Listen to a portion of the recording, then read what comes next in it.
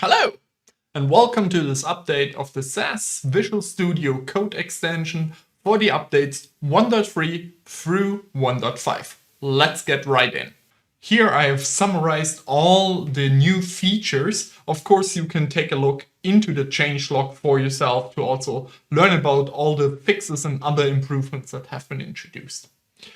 Let's first talk about something I'm not going to show you, but if your system language or your VS Code language is set to German, Korean, or Portuguese, you now get the SAS extension in that native language as well. So that's awesome to enhance the accessibility for those people that are not comfortable with speaking English all the time.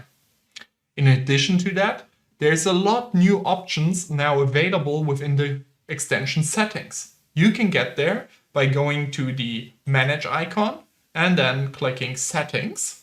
And here you select under the Extensions tab the SAS extension.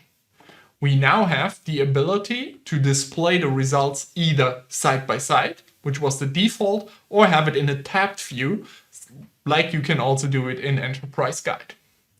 You can now also reuse the same panel over and over again to put your results into it, instead of having new panels created for you all the time. That's great if you're working with a lot of different ODS results, but it's also handy to have that tab compare if you are developing things over time and want to take a look back where you came from. Next, the ODS output style will now be by default matched to how you have themed your VS Code environment. And that's great to just keep things feeling kind of integrated and uniform. But of course, you can override this to apply the server default that's set within your environment, or you can specify a specific style, of course, from this list as well. So you have all the options covered there. Let's get back into our notebook and talk about the ability of integrating SAS extension into the task framework of VS Code. If you're not familiar, don't worry, I will not go too deep into it, but basically it enables you to integrate SAS tasks into your run build pipelines within VS Code directly. And that's a great feature if you are building complex tooling around things like Jenkins or linting tooling, these types of things. And I have linked you an example task right in the description below as well. You can then, of course, run them with Control-Shift-B or via the terminal and then run tasks or run build tasks option, where you can now find the SAS system integrated and all the others you have configured for your system.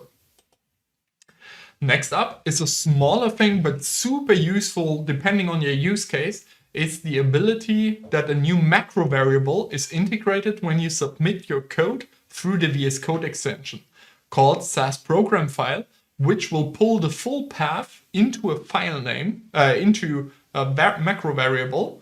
So you can take a look at where this file came from. So here I have it put just into my log, where you can see my output here, SAS program file, and you see the path on my local system for that. Super handy if you are wanting to kind of gauge where your program is coming from. And that also works in .sas files, of course. The next one is the ability that you can now, from your Explorer, but also from SAS content, drag paths into your VS Code extension. So we can pull, for example, this folder into our extension, hold Shift, and then it will be inserted into our application. And this not only works for the folder, but it also works, for example, for files. So we can drag the file, hit Shift, and drop it in there, and we get the file name. So super handy if you are building and want to move things around. It's a very handy feature. And again, this also works for .sas files.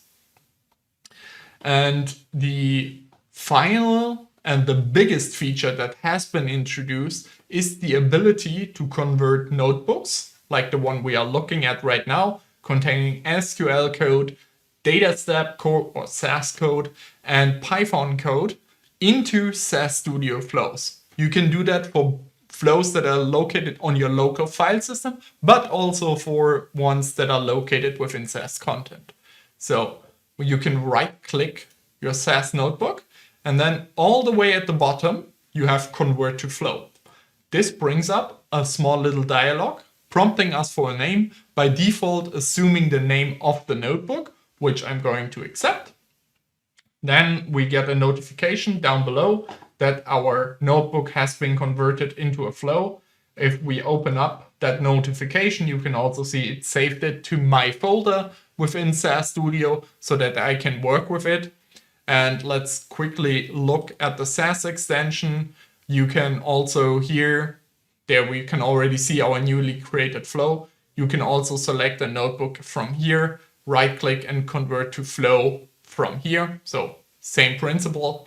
And if we jump over to SAS Studio, I'm gonna hit refresh on my folder, scroll down for SAS VS Code update flow and open it up. And now we can see we have gotten 3 swim lanes with our different programs in there. And you can also see that the cell type was added as a node name or step name within SAS Studio. If you don't like the swim lane approach taken by default, you can again go back into the settings, and there is a setting for SAS Flow conversion mode, and you can change it from swim lane to node, where you then only get the nodes after each other instead of having the separated swim lane. All up to you. You can configure it through the settings to your liking. I hope you have enjoyed this update and you are, like me, excited by all the awesome new features introduced over time within the SAS extension for Visual Studio Code. See you next update. Bye bye.